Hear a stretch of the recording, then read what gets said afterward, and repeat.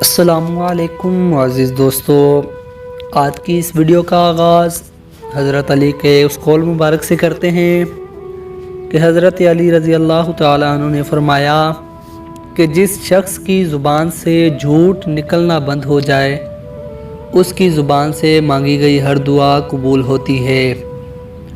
تو دوستو، حضرت صہیب الرومی رضی اللہ تعالیٰ عنہ فرماتے ہیں کہ آقا پاک صلی اللہ علیہ وآلہ وسلم نے ارشاد فرمایا کہ تم سے پہلے دور میں ایک بادشاہ گزرا تھا جو اپنے آپ کو خدا منواتا تھا۔ اس کا ایک ساحر تھا۔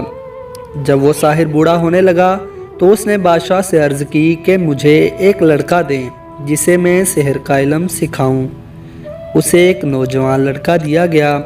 وہ لڑکا جب اپنے گھر سے سحر کے پاس جاتا تو راستے میں ایک عیسائی راہب کا ٹھکانہ تھا۔ وہ لڑکا اس کے پاس آنے جانے لگا اور اس کے دین کی باتیں سیکھنے لگا۔ ادھر لیٹ آنے پہ وہ سحر اسے مارتا تو اس نے یہ قصہ راہب کو سنایا کہ وہ سحر مجھے مارتا ہے۔ تو راہب نے کہا کہ اگر تمہیں ساحر سے خطرہ ہو تو اسے کہنا کہ گھر والوں نے روک لیا تھا، اور اگر گھر والوں سے خطرہ ہو تو اسے کہنا کہ ساحر نے روک لیا تھا۔ یوں ہی وقت گزرتا گیا۔ ایک روز جب وہ لڑکا ساحر کے پاس جا رہا تھا تو راستے میں ایک بڑا ہجوم دیکھا۔ جب وہ لڑکا وہاں پہنچا تو پتہ چلا کہ ایک جانور ہے جس نے لوگوں کا رستہ روک رکھا ہے۔ تو اس لڑکے نے سوچا کہ آج پتہ چلے گا کہ کس کا دین سچا ہے۔ اس نے ایک پتھر اٹھایا اور دل میں دعا کی کہ اے میرے اللہ، اگر ساحر کا دین سچا ہے تو میرے اس پتھر سے یہ جانور ہلاک ہو جائے تاکہ لوگوں کو راستہ مل سکے۔ یہ کہہ کر اس نے جانور کو پتھر مارا لیکن جانور کو کچھ نہ ہوا۔ پھر اس نے دوسرا پتھر اٹھایا اور دل میں دعا کی کہ اے میرے اللہ، اگر راہب کا دین سچا ہے تو یہ جانور اس پتھر سے ہلاک ہو جائے تاکہ لوگوں کو راستہ مل سکے۔ اس نے وہ پتھر اس جانور کو مارا، وہ جانور ہلاک ہو گیا اور لوگوں کو آنے جانے کا راستہ مل گیا۔ وہ جب واپس آیا تو اس نے وہ سارا قصہ راہب کو سنایا۔ تو راہب نے کہا کہ تمہارا مقام مجھ سے بھی اونچا ہے اور تم جلد کسی آزمائش سے دوچار ہوگے۔ وقت بیتتا گیا۔ وہ لڑکا نابینے لوگوں کا علاج کیا کرتا تھا تو اللہ تعالیٰ ان کی بینائی واپس لوٹا دیتا تھا۔ یہ بات بادشاہ کے ایک درباری کو پتہ چلی جو پیدائشی نابینا تھا۔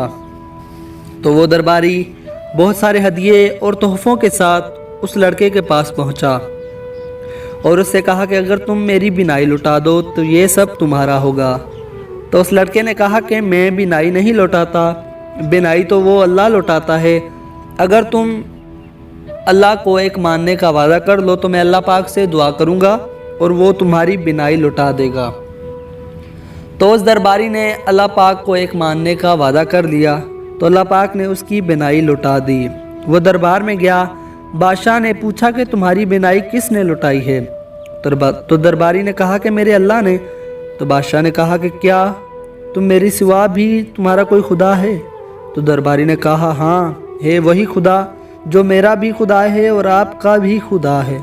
تو بادشاہ کو غصہ آیا اور اس نے اسے قید کر لیا اور برابر سزا دیتا رہا، یہاں تک کہ اس درباری نے لڑکے کا پتہ بتا دیا۔ لڑکے کو لایا گیا۔ بادشاہ نے کہا کہ اے میرے بیٹے، تم اپنے سحر کے علم سے، میں نے سنا ہے کہ تم اپنے سحر کے علم سے اندھوں کا علاج کرتے ہو۔ تو لڑکے نے کہا کہ میں کسی کو ٹھیک نہیں کرتا، وہ اللہ سب کو ٹھیک کرتا ہے۔ تو بادشاہ نے اس لڑکے کو بھی قید کر لیا اور برابر سزا دیتا رہا، یہاں تک کہ لڑکے نے راہب کا نام بتا دیا۔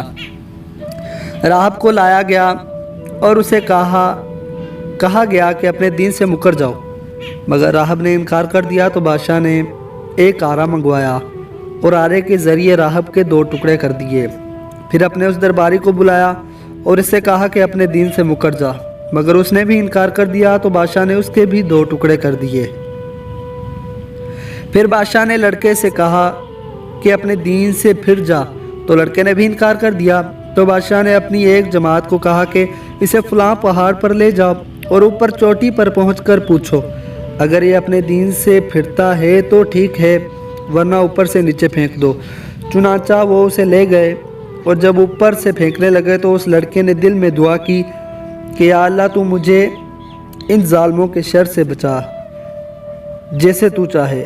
اس کے بعد وہ پہاڑ ہلنے لگا اور بادشاہ کے سارے غلام گر کر ہلاک ہو گئے اور لڑکا صحیح سالم واپس لوٹ آیا۔ اس کے بعد وہ لڑکا بادشاہ کے پاس گیا تو بادشاہ نے پوچھا کہ میری جماعت کہاں ہے؟ تو اس لڑکے نے کہا میرے اللہ نے مجھے ان سے بچا لیا۔ تو بادشاہ نے پھر سے ایک جماعت اس کے سنگ بھیجی۔ اس بار کہا کہ کشتی میں بٹھا کر سمندر کے اندر لے جاؤ اور اگر اپنے دین سے نہ پھرے تو پھینک دینا سمندر میں۔ چنانچہ وہ لوگ اسے لے گئے۔ لڑکے نے پھر دعا کی کہ یا اللہ تو اپنی قدرت سے میری ان سے حفاظت فرما۔ چنانچہ کشتی الٹ گئی، سب غرق ہو گئے اور لڑکا صحیح سالم واپس آ گیا۔ تو بادشاہ نے پوچھا میرے صحاب کہاں ہیں؟ تو لڑکے نے کہا کہ اللہ نے مجھے ان کے شر سے محفوظ رکھا۔ پھر لڑکے نے بادشاہ سے کہا کہ تو مجھے نہیں مروا سکتا جب تک میری بات پر عمل نہ کر سکے۔ تو بادشاہ نے کہا کہ کیسی بات؟ تو لڑکے نے کہا کہ ایک کھلے میدان میں لوگوں کو جمع کرو، مجھے کھجور کے تنے کے ساتھ لٹکاؤ اور میرے ترکش میں سے تیر لو اور بسم اللہ پڑھ کر مجھے مارو، میں مر جاؤں گا۔ بادشاہ نے ایسا ہی کیا۔ وسیع میدان میں رعایا جمع کی، لڑکے کو کھجور کے تنے کے ساتھ لٹکایا اور اس کے ترکش میں سے ایک تیر لیا اور بسم اللہ رب الغلام، شروع اللہ کے نام سے جو اس لڑکے کا رب ہے، پھر اس تیر کو چلایا۔ وہ تیر سیدھا جا کر لڑکے کی کان پٹی پر لگا۔ اس لڑکے نے اپنا ہاتھ اپنی کان پٹی پر رکھا اور فوت ہو گیا۔ یہ واقعہ دیکھ کر ایک دم لوگوں کی زبان سے نعرہ بلند ہوا کہ ہم سب رب غلام کے غلام ہیں، کہ ہم سب رب غلام کے غلام ہیں، ہم سب رب غلام پر ایمان لاتے ہیں۔ اس طرح وہ سارے کا سارا مجمع اس لڑکے کی وجہ سے کلمہ پڑھ کر مسلمان ہو گیا۔